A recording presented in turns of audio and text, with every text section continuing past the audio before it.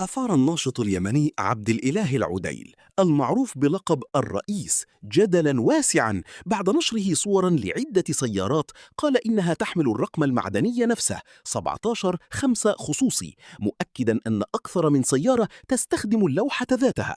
الصور انتشرت بسرعة على منصة فيسبوك وأشعلت نقاشا واسعا بين المتابعين، حيث طالب البعض بالتحقيق وكشف الحقيقة، بينما شكك آخرون بصحة الصور المتداولة. وفي رد رسمي، أعلنت شرطة المرور في صنعاء منح العديل مهلة 24 ساعة لإثبات صحة ادعاءاته، مؤكدا أنها ستتخذ الإجراءات القانونية اللازمة إذا لم يتم تقديم أدلة واضحة.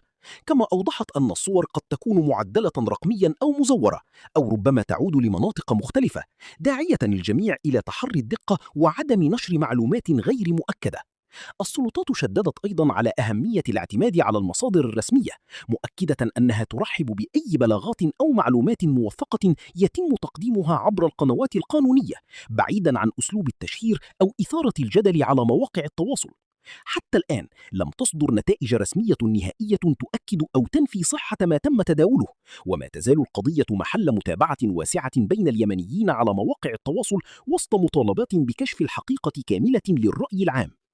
من أقوى النثرات في اليمن سيارتين تحمل نفس اللوحة أو نفس الرقم الذي موجود في اللوحة. هذه النثرات في اليمن موجودة عندنا واصل.